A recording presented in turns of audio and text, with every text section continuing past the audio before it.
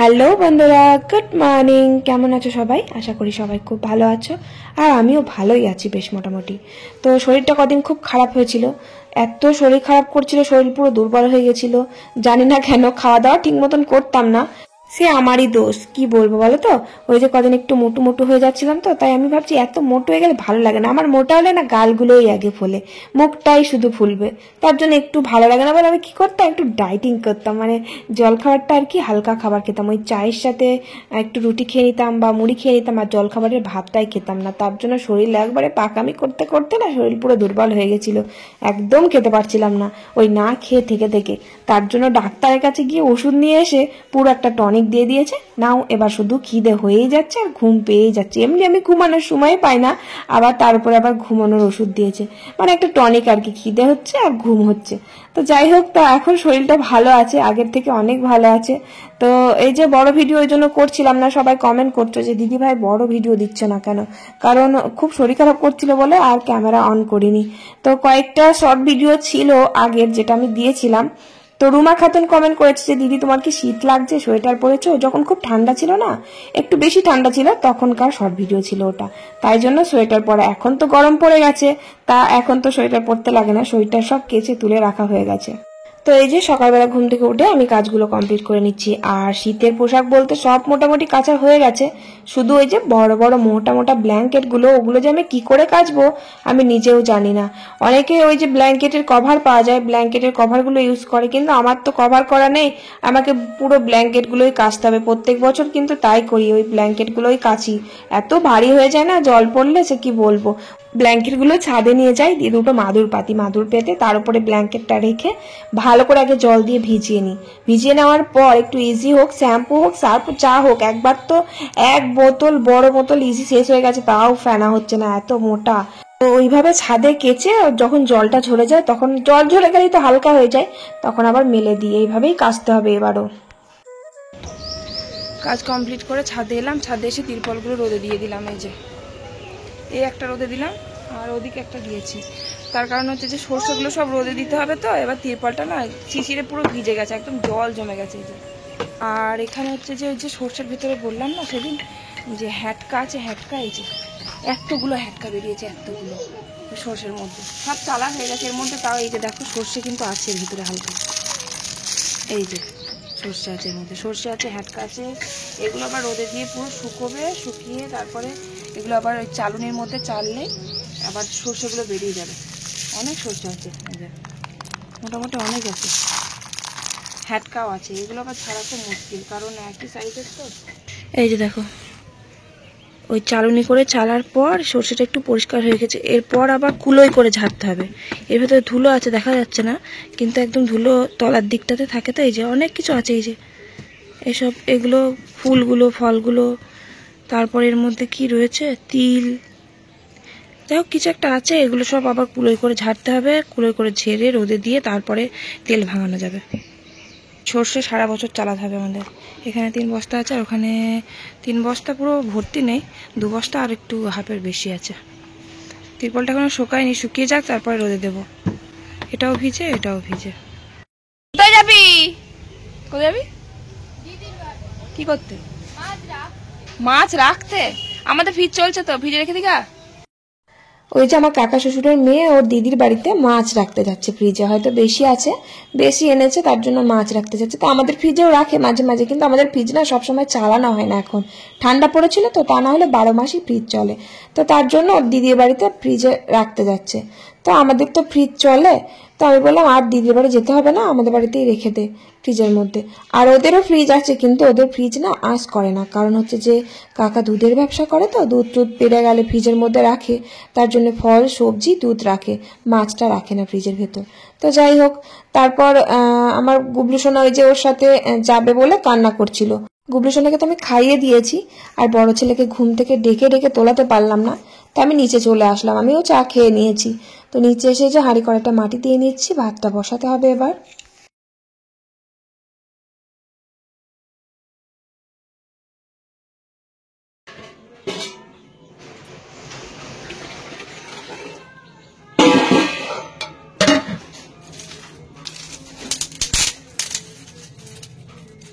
সকালবেলাটা একটু তাড়াতাড়ি ঘুম থেকে উঠতে পারলে, একটু তাড়াতাড়ি ভাতটা বসাতে পারলে খুব ভালো হয় আমার, কিন্তু কোনোদিনই আমি তাড়াতাড়ি ঘুম থেকে উঠতে পারি না।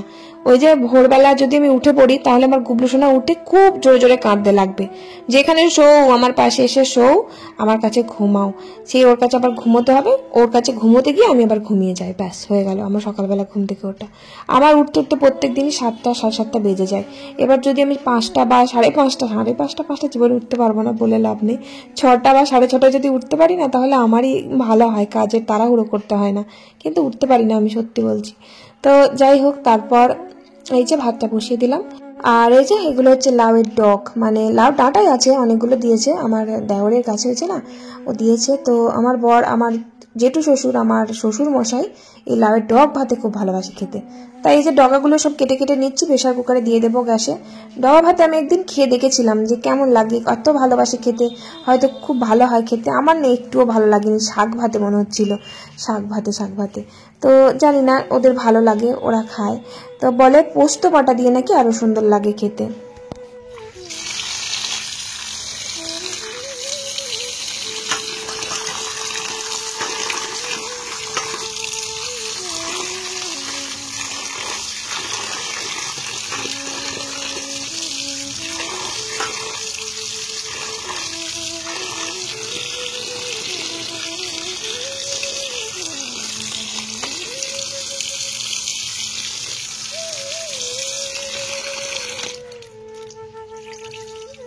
এই যে লাউয়ের ডগগুলো বেছে বেছে কেটে নিয়ে এসে প্রেশার কুকারে দিয়ে দিলাম। আর ভাতের মধ্যেও দেয় অনেকে, আমরাও আগে দিতাম, ভাতের মধ্যে ন্যাকড়ার মধ্যে দিয়ে দিতাম, কিন্তু ভাতটা না সবুজ হয়ে যায়, ভালো লাগে না।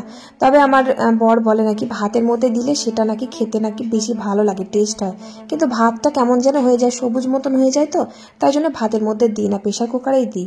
আর মাছ এনেছে, মাছটা যখন কেনে তো সকালবেলা আমি বলি ফ্রিজের মধ্যে রেখে দেবে, কারণ আমার মাছ বাছতে বাছতে অনেকটা দেরি হয়ে যায়, একদিন 11টা 11:30 বেজে যায় মাছ বাছতে বাছতে, মাছটা কেমন নষ্ট হয়ে যায়। তো তাই বলি ফ্রিজের মধ্যে রেখে দেবে, আমার যখন সময় হবে তখন আমি বাছবো।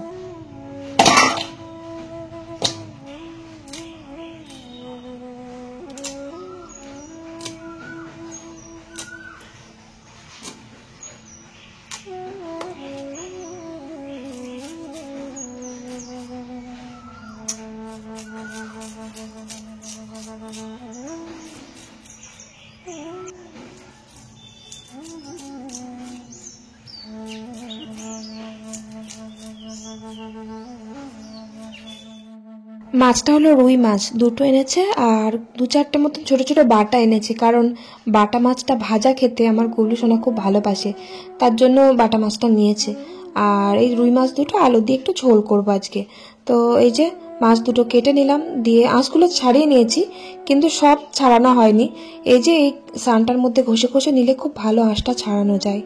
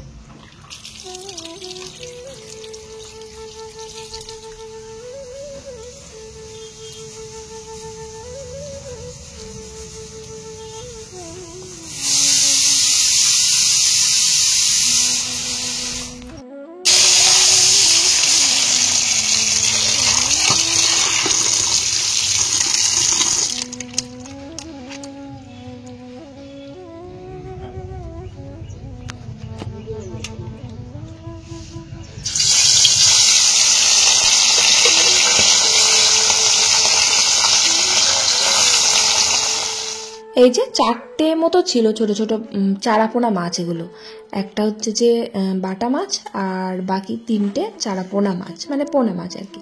এই 4টে বেশ মচমচে করে ভেজে দিলাম, জল খাবারে খাবে আমার 2 পুত্র আর বাবা আর আমার বড়মশাই। আর এই যে মাছের তেলের মধ্যেই ভাবলাম শাক চচ্চড়িটা বসিয়ে দিই, অনেকে তো মাছের মুড়ো দেয় শাকের মধ্যে, পালং শাকও রয়েছে, শুধু লাউ ডাঁটা না, ওর মধ্যে পালং শাকও রয়েছে। আর পালং শাকটা কিন্তু মাঠেরই আনা, মানে আমাদের না, আমাদের মাঠে আর পালং শাক নেই, এটা হচ্ছে আমার ওই যে দেওরি আর কি আমাদের এই লাউ ডাঁটাগুলো দিয়েছে, মানে আমার কাকা শ্বশুরের মাঠে পালং শাক লাগিয়েছে, সেই আর কি পালং শাকগুলো দিয়েছে।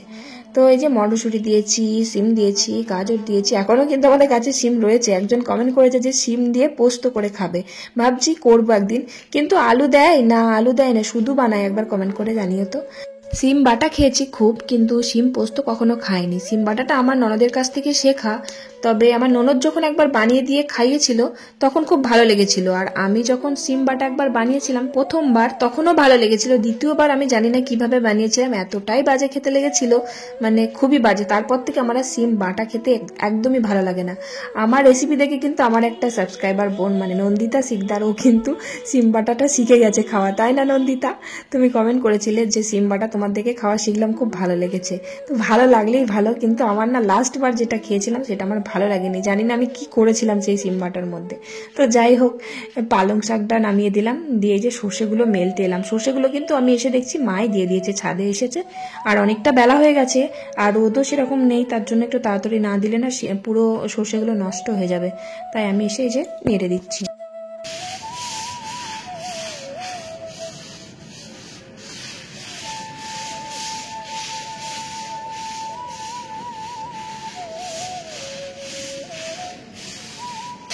সর্ষে নাড়তে কিন্তু হেভি মজা লাগে, পায়ের তলায় কি সুন্দর সুরসুরি লাগছে, কি সুন্দর লাগছে।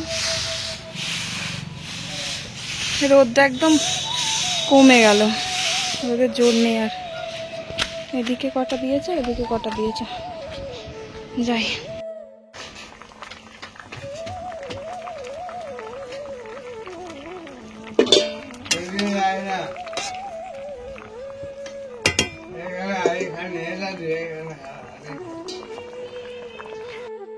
মাছের ঝোলটা বসিয়ে দিয়ে গেছিলাম, মাছের ঝোলও পুরো কমপ্লিট। তাহলে পালং শাক করলাম আর মাছের ঝোল, আর ওই কালকেকার উচ্ছে ছিল, মানে কালকে উচ্ছে ভেজেছিলাম তো, দিয়ে সেই উচ্ছেটা অনেকগুলো ছিল, মানে আমার বরের কাল শরীর খারাপ হয়েছিল, বরমশাই, তাই জন্য ভাত খাইনি। আর ওই আলু দিয়ে উচ্ছে ভাজাটা খেতে বেশি ভালোবাসে, তো এই যে আলু উচ্ছে ভাজাটা ফ্রিজে রেখে দিয়েছিলাম, দিয়ে আজকে আবার একটু তেল দিয়ে নেড়ে নিলাম, কি দারুণ হয়েছে, পুরো মচমচে হয়ে গেছে। এমনি ভাজা মচমচে করেই ভেজেছিলাম, তারপরে আবার একটু তেলে নেড়েছি তো, দিয়ে আরো মচমচে লাগছে। আমার বর বলছে কি করেছো, এত সুন্দর লাগছে খেতে, ওই দিয়ে আবার ভাত উঠে যাবে। এমনি আলু উচ্ছে ভাজা ভালোবাসে, তারপর এবার মুচমুচে করে ভাজলে আরো বেশি ভালোবাসে। আমি তো খাই না, কিন্তু আমারও ভীষণ ভালো লাগছে। ও গুবলু, কি দিচ্ছ দাদাকে? ক্যাডবেরি, যাও দাদাকে দাও। ভাই দিচ্ছে, তুই হলে দিতিস না। ওগুলো এখন ক্যাডবেরি খাচ্ছে, ডেয়ারি মিল্ক খাচ্ছে, আমার তো শাকচুন্নি হয়ে গেছি। ভালো, আমাকে একটু দিবা না? আমাকে একটু দাও, ও শোনো, আমাকে দাও। আবার খেলি তো? ওকে দুটো ক্যাডবেরি এনে, 4টে ক্যাডবেরি এনেছিলাম, ও দুটো এর দুটো, ও দুটো খেয়ে নিয়েছে, ভাইটা আবার ভাগ বসে।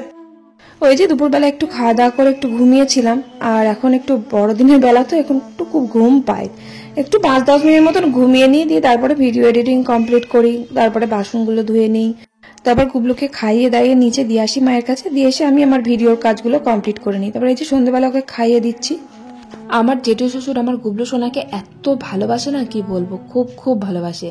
তো বিকেলবেলা আসবে, এসে ওকে ঘুরতে নিয়ে যায়, মানে টোটো করবে, টোটো করে ঘুরতে নিয়ে যাবে এদিক ওদিক, তারপরে আবার সন্ধ্যেবেলা একবার আসবে, এসে ডেকে নিয়ে যাবে, আবার রাত্রেবেলা ভাত টাত খাওয়া হয়ে যাবে, তখন একবার দাদু ভাইয়ের মুখ না দেখলে হয় না, তখন একবার আসবে দেখা করতে। এমনিতে বেশিরভাগ টাইমটা জেঠুর কাছেই থাকে, জেঠু আবার খেলনা করে তো ওর সাথে, মানে নিচে সন্ধ্যেবেলা যখন আমি খাইয়ে দাইয়ে ওকে দিয়ে আসি তখন জেঠুই সামলায়, আবার বিকেলবেলাও ঘুরতে নিয়ে যায়, আবার দিনের বেলা মানে দুপুরবেলা টাইমটা ওই 1টা-12টার দিকে দোকান থেকে বাজার থেকে বাড়ি আসে জেঠু, দিয়ে কিন্তু ওকে নিয়ে ঘুরতে যায়, দুষ্টুমি করে। আবার যখনই জেঠু বাড়ি আসে না, সাইকেল করে আসে, তো এবার মালপত্র নিয়ে, সবজির ব্যবসা করে তো জেঠু, সাইকেল করে যখন বাড়ি আসে তখন জেঠু জাস্ট এসে একবার ডাকবে, কই রে দাদু ভাই, ব্যাস আমার গুবলু সোনা ছুটতে ছুটতে গিয়ে সাইকেলটা ধরবে, বলবে দাঁড়াও দাঁড়াও আমি ধরছি, তুমি পারবে না, আমি ধরছি সাইকেলটা, এরকম করবে। তো যাই হোক, খুব ভালোবাসে আমার গুবলু সোনাও বড়দাদুকে ভীষণ ভালোবাসে, আবার আমার জেঠুও খুব ভালোবাসে, মানে বড় জেঠু শ্বশুর আর কি, ভীষণ ভালোবাসে। পাঁপড় ভাজলাম, আর এই যে শসা আছে, আর লঙ্কাটা গোটাই আছে, পেঁয়াজও গোটা, কুচিয়ে দিইনি ঝাল লাগবে বলে। এ বাবু আয়, গুবলু এখন ওর বাবার সাথে অন্নপ্রাশনের ছবিগুলো দেখছে, দেখি। এই যে অন্নপ্রাশনের ছবিগুলো তোলা হয়েছিল তখন, আর ভিডিও করা হয়নি তখন। আর তখন আমি ব্লগটাও করতাম না, আমার চ্যানেল ছিল না। আমার চ্যানেল ছিল তখন একটা পুরোনো চ্যানেল ছিল আগে, যেটা ডিলিট হয়ে যাওয়ার পর আমার এই নতুন চ্যানেলটা খোলা হয়েছিল। গুবলু প্রত্যেকদিন কিন্তু এই ছবিগুলো ভিডিওগুলো প্রত্যেকদিন ওর বাবার ফোনে দেখে সন্ধ্যেবেলা, আর বলবে এটা কে, এটা কি ভাই, তাই বলবে, বুঝতে পারে না তো। এখন আমার দিকে তাকা, এদিকে তাকা, এখানে টাটা করে দে তো সবাইকে, টাটা বাই বাই।